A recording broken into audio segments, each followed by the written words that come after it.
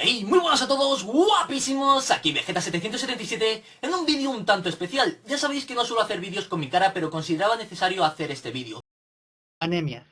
Se conoce como anemia la disminución de contenido de hemoglobina o del número de hematíes, debido a la pérdida de sangre o a la alteración de la producción de destrucción de los propios hematíes. La anemia en realidad designa un conjunto de signos y síntomas. La anemia se debe comúnmente a la deficiencia de hierro, de ácido fólico y de vitamina B12 y proteínas, aunque este último se representa con menor frecuencia. Los tipos de anemia que usted manejó son anemias microcíticas hipocrómicas, anemias macrocíticas y anemias normocíticas. La que nos tocó a mi equipo fue anemia macrocítica. Las anemias macrocíticas tienen en común que los eritrocitos son de un tamaño mayor que el normal. El volumen corpuscular medio está elevado para un rango normal de 80 a 100 FL. En este grupo se distinguen por un lado la macrocitosis producto de la deficiencia de vitamina B12 y de ácido fólico, y por otro lado otras anemias macrocíticas etiológicas como el alcoholismo, fármacos, hipotiroidismo, enfermedad hepática y los síndromes mielodisplásticos.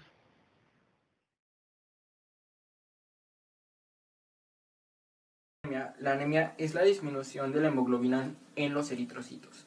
Si estos aumentan en tamaño, se conocen como anemia macrocítica o macrocitosis. La macrocitosis contiene dos cadenas, una alfa y una beta, es decir, reticulocitos aumentados o reticulocitos disminuidos. Cuando hablamos de reticulocitos aumentados, nos referimos a anemias hemorrágicas o anemias hemolíticas. Una anemia hemorrágica se refiere a la pérdida de sangre, ya sea en un quirófano o en un accidente, donde los eritrocitos son más pérdida que los que estos crean en médula ósea. Y la anemia hemolítica se refiere a un proceso autoinmunológico o inmunológico, donde estos son lisados por el vaso o por sus células mononucleares que permiten que estos mueran antes de sus 120 días.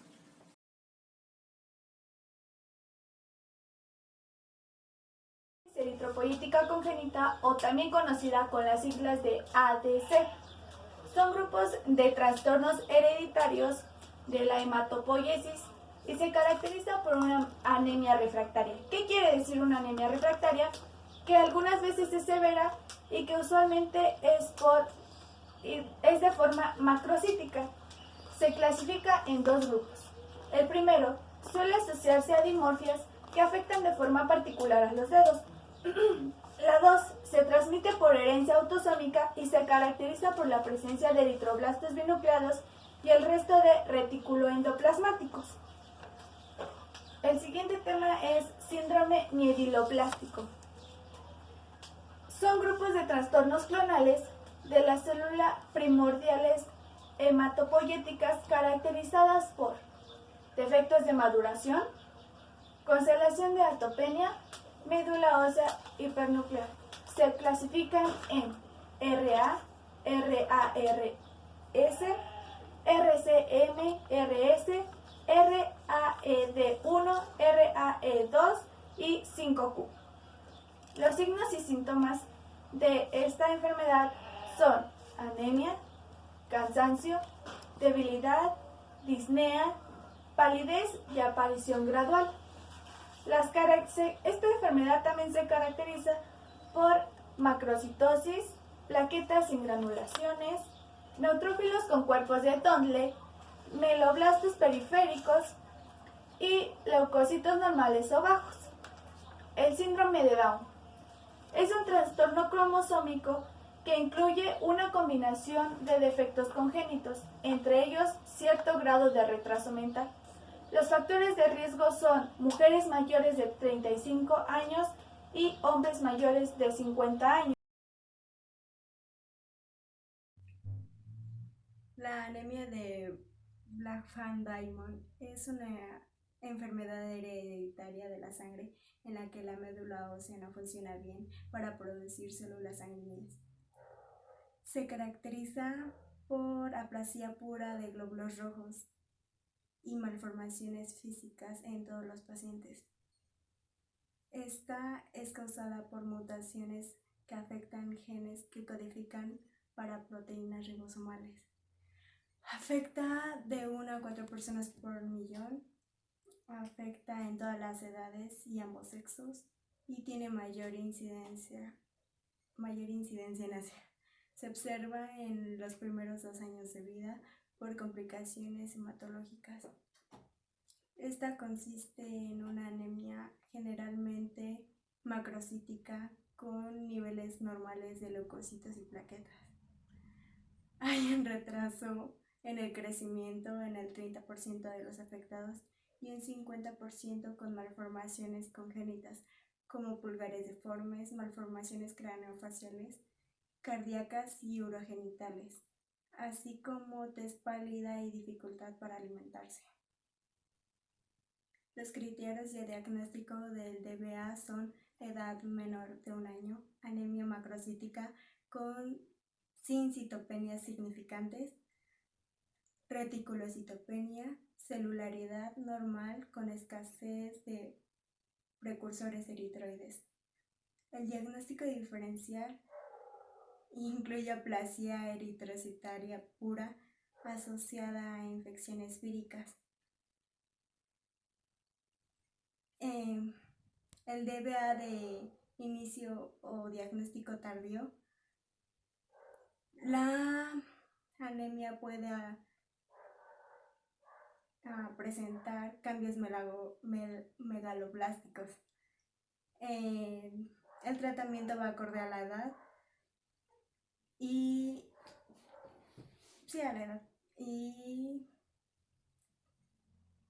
bueno, tiene buen pronóstico. Bueno, sí, generalmente es bueno y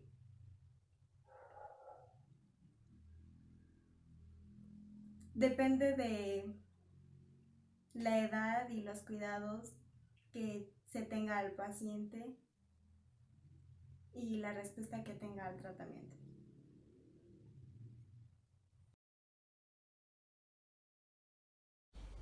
Anemia de Fanconi es un síndrome de fragilidad cromosómica autosómico recesivo caracterizado por presentar malformaciones congénitas en diferentes órganos por insuficiencia medular progresiva. Epidemiología. La anemia de Fanconi es el grupo más frecuente de anemia plástica en la infancia. Es una enfermedad muy rara de mayor prevalencia en las últimas décadas debido al uso de técnicas que estudian la fragilidad cromosómica. Actualmente hay más de 1000 casos comunicados. Continuando con etiopatogenia, como ya habíamos mencionado que es un síndrome multigénito autosómico recesivo, para que un individuo padezca la enfermedad es necesario que ninguna de las 2 copias del gen sea funcional. La edad media para diagnosticar esta enfermedad es a partir de los 8 años. Hasta el momento se han descrito 8 genes distintos en esta enfermedad. Manifestaciones clínicas. En algunas ocasiones la anemia de Fanconi suele presentar tumores. Anomalías congénitas pueden afectar al sistema del organismo. El diagnóstico en lactantes suele mostrar malformaciones severas. La piel se ve afectada mostrando manchas lunares de gran tamaño. En algunas ocasiones, displasia congénita de cadera. Los datos de laboratorio asociados a la anemia de Fanconi son el progresivo descenso de los reencuentros celulares de sangre periférica, que son la trombopenia, la leucopenia y la anemia. La primera manifestación morfológica suele ser la aparición de macrocitosis y con ancinocitosis moderada, la presencia de hemoglobina fetal. Bueno, continuamos con diagnósticos. Debe sospecharse en aquellos pacientes con determinadas anomalías físicas como fallo medular, mielodisplasia y leucemia mieloide aguda. La confirmación del diagnóstico se realiza mediante los test clásicos de sensibilidad congénita utilizando agentes como el T.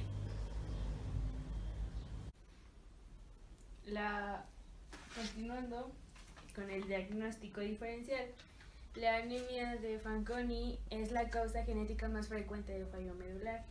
El diagnóstico diferencial debe hacerse con todos los síndromes o enfermedades congénitas que produzcan fallo medular o citopenias, perdón, síndromes que pueden presentar similitudes de la anemia de Fanconi es la neurofibromatosis tipo 1.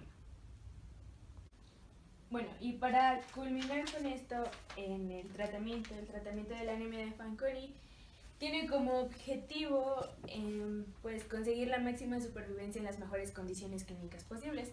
El tratamiento va a estar dirigido 1 a anomalías físicas, 2 a fallo medular y 3 a enfermedades malignas relacionadas. Esto se puede dividir a corto y a largo plazo. A corto plazo estamos hablando de recuentos sanguíneos, como es un hemograma, análisis anual de la médula ósea y transfusiones sanguíneas. Y a largo plazo estamos hablando de terapias genéticas, cirugía, terapia de andrógenos y trasplantes de células madres sanguíneas. Gracias. El tema es el síndrome de Shwachman-Diamond. Esta enfermedad rara, autosómica y recesiva está caracterizada por la insuficiencia pancreática exócrina y por las alteraciones de la médula ósea y las esqueléticas. Algunos de sus signos y síntomas son la ictiosis, la esteatorrea y las infecciones frecuentes. Para su diagnóstico no existe algo específico o pruebas bioquímicas o genéticas, solamente se basan en criterios de laboratorio y diagnósticos médicos, pero se hace una prueba de estimulación pancreática cuantitativa normal. 3. Tripsinógeno sérico, grasa normal en heces de 72 horas, además de un conteo de neutrófilos, hemoglobina y trombocitopenia. Para la epidemiología se encuentra un caso por cada 100.000 nacimientos y el pronóstico de vida de estas personas no es mayor al 35% de los pacientes. El siguiente tema es disqueratosis congénita. Este es un trastorno multisistémico hereditario y sus signos y síntomas son la hiperpigmentación reticulada en la piel, la leucoplaquia oral y la distrofia ungueal. 3. Para el diagnóstico de esta enfermedad se realizan pruebas 3. de detección asociadas a mutaciones del disqueratosis congénitas que tienen que ver con el gen X. Se han comunicado cerca de 180 casos cuya prevalencia es menor a un caso sobre cada 1.000.000 de casos. El pronóstico de vida de estas personas es que no sobreviven a más de los 50 años y para tratar de sobrellevarlos se les prescriben esteroides, andrógenos y se les realizan trasplantes de médula ósea para tratar de llevar más o menos a los pacientes. Yo les voy a hablar del síndrome de falla medular, el cual es una anemia macrocítica de causa hematológica con reticulocitos disminuidos. ¿Qué es? Es un conjunto de enfermedades hematológicas de alteración de número y función de las células pluripotenciales, la cual puede ser la hematopoyética o la eritropoyética. En caso de una aplasia eritroide es la eritropoyética y en caso de otras células sanguíneas es la hematopoyética. Este se puede dividir en dos, la cual es genética o genotípica y la adquirida, la anemia aplásica. La anemia aplásica es la presencia de pancitopenia en sangre periférica. Está acompañada de hipocelularidad en la médula ósea. Epidemiología es una incidencia de 2 casos por millón en Europa. En México es una incidencia de 4.8 casos por millón. Cuando la etiología es adquirida, 1/3 de los pacientes tienen la historia de exposición a fármacos, radiación, sustancias químicas y virus como el VIH o el parvovirus. Cuadro clínico. El cuadro clínico. La aplasia adquirida presenta o se caracteriza por tener una deficiencia de celularidad medular, esto es menor al 25%. Una anemia que va de moderada a severa, manifestada por fatigación o disnea. Aquí está el cuadro clínico. Para diagnosticar esta entidad o enfermedad, es un diagnóstico de exclusión, que previamente deben ser excluidos otro tipo de enfermedades para ya diagnosticar un síndrome de falla medular. Los que se descartan pueden ser como las anemias de Fanconi o síndromes mieloplásticos.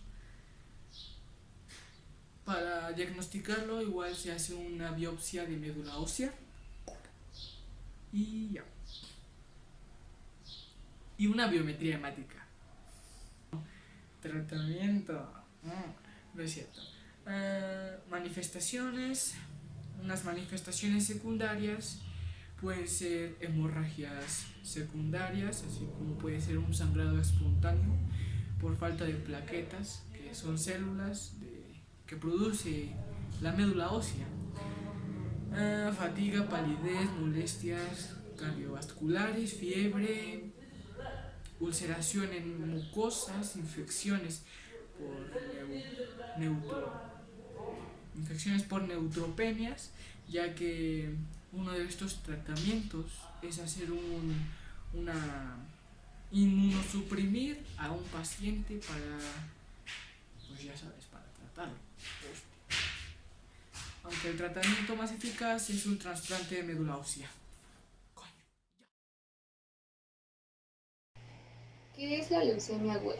La leucemia aguda son enfermedades hematológicas con resultado de la alteración de células inmaduras. Estas células inmaduras son los mieloides y los linfoides. De aquí se deslinda la leucemia linfoblástica. Esta leucemia se encuentra o le da con mayor frecuencia a los varones de entre 4 y 6 años, porque son más propensos a producir células linfoides, que es lo que causa la leucemia linfoblástica. De aquí viene su patogénesis, que es la patogénesis de la leucemia linfoblástica. Su patogénesis de esta es que las células sufren una alteración genética con consecuencia de expansión e invasión con proliferación a la médula ósea, que esto se disnea de la sangre periférica, se va hacia el vaso y tejidos sanos. De aquí viene el cuadro clínico. El cuadro clínico se divide en 4 grupos, que es anémico, hemorrágico, febril y tumoral. De aquí salen otros síndromes: síndrome anémico, síndrome hemorrágico, síndrome febril y síndrome tumoral. El diagnóstico diferencial: para esto se hace un examen físico, un hemograma y un mielograma, que permite hacer el diagnóstico de la leucemia linfoblástica. Y pues ya terminando el tema de leucemia linfoblástica, viene su tratamiento. El tratamiento es con quimioterapias, ya que es un cáncer. Y hablando de cáncer, de aquí viene otro tema, que es referente a... Esto es la metástasis, que la metástasis es igual al cáncer. Metiéndonos al tema de metástasis. ¿Qué es la metástasis? Es una enfermedad, lógicamente, es un trastorno de enfermedad con procesos patogénicos desde un órgano secretor a otro diferencial por medio de torrente sanguíneo. Esto ocurre que se separa la célula del tumor. Al separarse la célula del tumor, la célula destruye la matriz que rodea el tumor para que después las células entren a torrente sanguíneo y viajen por ellas. Ya de haber viajado por ellas, ¿cómo se les explico? De haber viajado por torrente sanguíneo, esta célula cancerígena se va a un órgano sano. ¿Para qué? Para hacer daño a ese órgano. Ya haber aclarado metástasis, viene otro tema. Que este tema es mielofibrosis. ¿Qué es la mielofibrosis? Querrá preguntarse. Pues es un cáncer. La mielofibrosis es un cáncer muy poco común, donde la médula ósea es reemplazada por tejido fibroso. Este órgano es este se origina por una mutación de suma en una célula madre hematopoyética. Este se origina en una mutación de célula hematopoyética. El resultado es la formación de tejido fibroso, excesivo en la médula ósea que puede provocar una anemia. ¿Cuáles son sus signos y síntomas de esta mielofibrosis? Es cansancio debido a la falta de eritrocitos, que es por la anemia, dolor debajo de las costillas en esta parte, incluso se llega a inflamar un poco el estómago, parece como una bolita. Después inflamación en el hígado, piel pálida, o sea, parecen fantasmas totalmente, y sangrado, mucho sangrado continuo. Alteraciones de laboratorio. Aquí puede haber alteraciones de laboratorio como alteración de hemograma, hepatograma, alteración de factores de coagulación y alteraciones inmunológicas. Y ya para terminar con el tema de disminución de eritrocitos, viene el síndrome hemofagocítico, que es el síndrome hemafagocítico. El síndrome hemafagocítico es la activación inmune patogénica que se puede presentar de forma primaria, relacionado a enfermedades autoinmunes. Esta se clasifica en 3. Síndrome de hemafagocítico primario, síndrome hemofagocítico familiar y síndrome de activación de macrófagos. Y con esto ya terminó el tema de disminución de eritrocitos. Mi nombre es Yandali Yesenia Camacho Segovia, del cuarto de UB, especialidad de laboratorio clínico.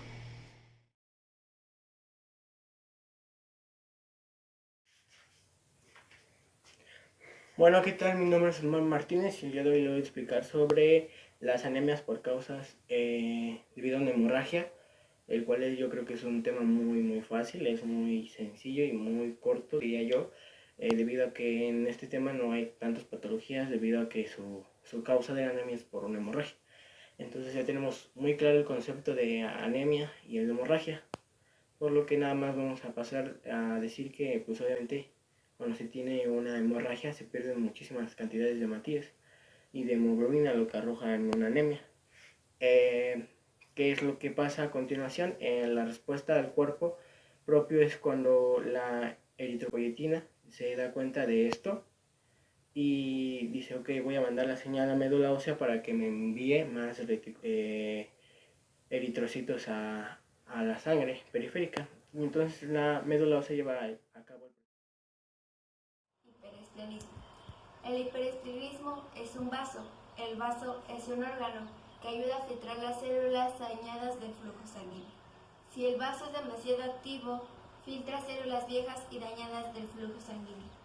Si el vaso es hiperactivo, elimina las células sanguíneas demasiado temprano y con mucha rapidez. El vaso juega un papel importante que ayuda al cuerpo a combatir infecciones. Las causas comunes son cirrosis, linfoma, malaria y tuberculosis.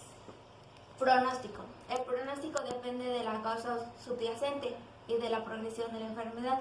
Si no se trata, la ampliación del vaso puede conducir a complicaciones graves. El hiperestrenismo también puede conducir a complicaciones debido a la disminución de los recuentos de las células sanguíneas. Diagnóstico. El diagnóstico de hiperestrenismo comienza con la revisión de los síntomas. A veces, el médico puede sentir un agrandamiento del vaso. Se ocupan estudios de rayos X, como la ecografía y la tomografía computarizada. Pueden ayudar a diagnosticar el agrandamiento del vaso y las posibles causas subyacentes, tales como tumores. Los análisis de sangre indican la disminución en los glóbulos rojos, glóbulos blancos y plaquetas. Otra prueba se hace con una inyección que mide los glóbulos rojos en el hígado y en el vaso. La inyección es una sustancia radioactiva e indica las áreas donde el vaso se está aferrando a un gran número de glóbulos rojos o los está destruyendo. El tratamiento. El hiperestrenismo secundario.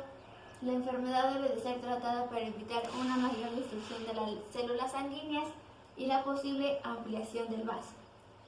Prevención. Algunas de las causas subyacentes o de hiperestrenismo o agrandamiento del vaso se pueden prevenir, como ciertas formas de la anemia y la cirrosis debido al alcohol. En otros casos, el hiperestrenismo puede conducir a la prevención, ya que es una complicación de un trastorno subyacente. La hipoxia es la falta o disminución de oxígeno, pues ella nos ayuda en algunas funciones corporales. Los signos y síntomas son sensación de ahogamiento, dolor de cabeza, falta de respirar y retención de líquidos.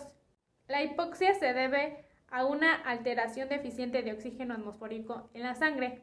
Algunos síntomas de ellas es la falta de respiración, dolor de cabeza, aceleración cardíaca, ansiedad, tristeza y depresión en algunos casos de los trastornos. Igual que puede producir en algunos casos sensación, miedo, desesperación, y eso también nos puede causar estresamiento y entre otras causas. Bueno, algunas causas de la hipoxia son, desde trastornos que son de ansiedad y de pánico, neumonía, pero las más importantes son la EPOC, que son enfermedades pulmonares obstructivas crónicas, y las cardiopatías cognitivas.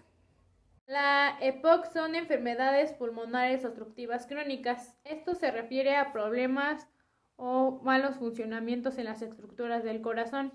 Algunas afecciones más comunes son el enfisema y la bronquitis. La bronquitis es aumento de moco o inflamación. En caso del enfisema es engrandamiento o destrucción de los espacios de aire, lo que provoca que nos falte la respiración, al igual que nuestra aceleración cardíaca aumente.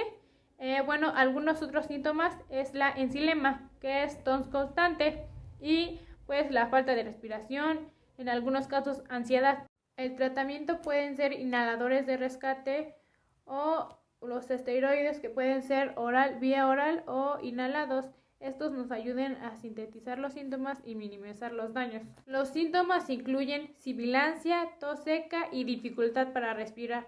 Cardiopatías congénitas son anormalidades del corazón que se generan antes del nacimiento. Esto, como ven, es uno de los defectos más comunes del nacimiento.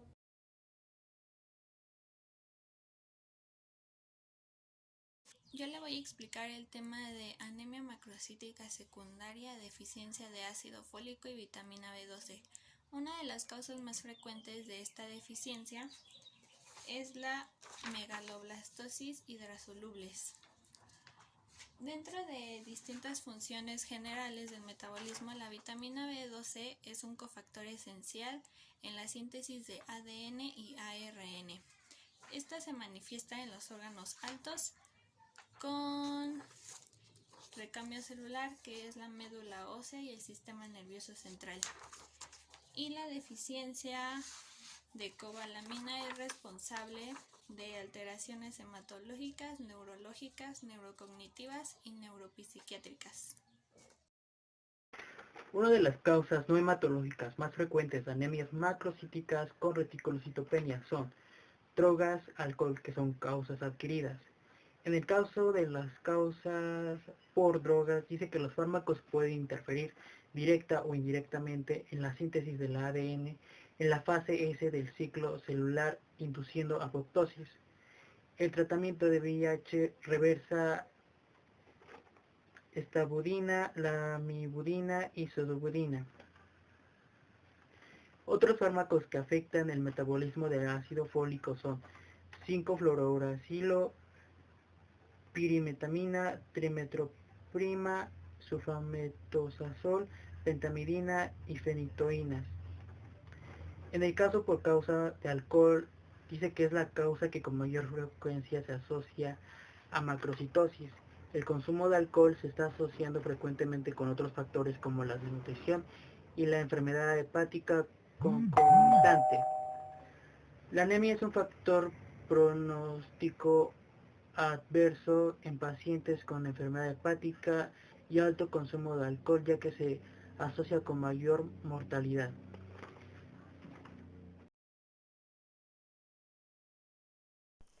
Hola, mi nombre es Alexia y como se ha llevado a cabo una secuencia acerca del tema de anemias macrocíticas, por la cual existen distintas causas.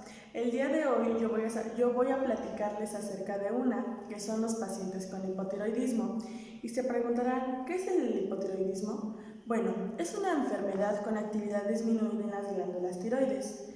Esto se debe a una macrocitosis adquirida.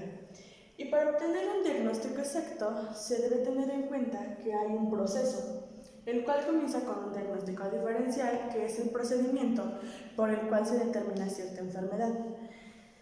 Nosotros tenemos que tener en cuenta lo que es el cuadro clínico, que son los antecedentes patológicos del paciente.